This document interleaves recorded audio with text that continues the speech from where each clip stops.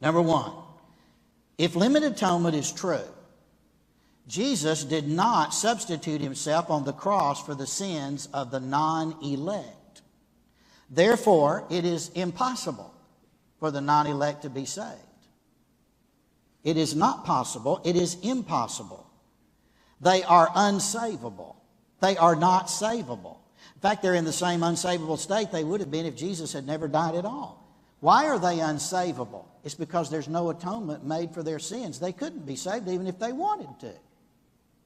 There's no atonement that exists, by definition, according to limited atonement. Are y'all tracking with me? Does this make sense? All right. Now, number two, if Christ did not die for the sins of all people, what exactly is it, unbelievers, the non-elect, what is it they're guilty of rejecting? There is no atonement for them in the first place. How can they reject that which doesn't exist for them? There's no atonement for their sin. The argument that he's making is, well, if Jesus didn't die for everyone, why do people go to hell? You know, what are they rejecting? If there is no atonement, why are they going to hell? They're not going to hell because they reject Christ. They're going to hell because they're a son of Adam. It's very clearly, we'll go to Romans chapter 5, verse 12 to 19. Therefore, just as through one man sin entered into the world, one man, and death through sin, and so death spread to all mankind because all sinned. And the Pelagians love this phrase here, but they get bent in verse 19. The because all sinned. Yeah, we'll see. It's very clear. It makes it very clear in verses 12 and 19.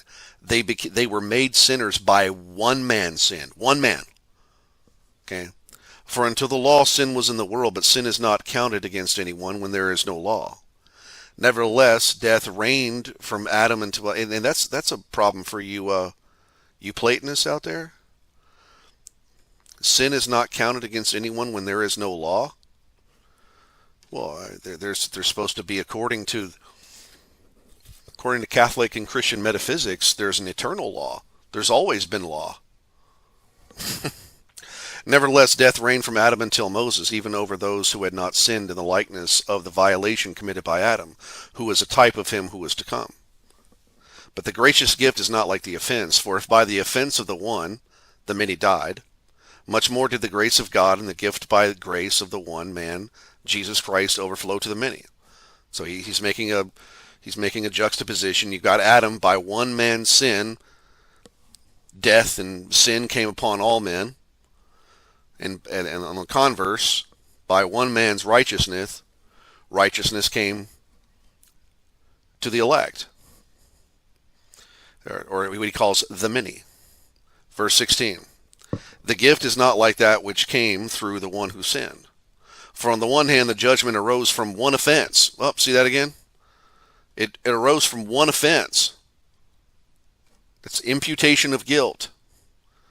And the infusion of concupiscence pursuant to the second law of sympathetic magic, resulting in condemnation. Say clearly guilt. By one man, judgment and condemnation arose from one offense. That is clearly the Calvinist doctrine of the imputation of Adam's guilt to mankind. But on the other hand, the gracious gift arose from many offenses, resulting in justification. For if by the offense of the one, death reigned through the one, again, the offense of one, he keeps making the point over and over and over again.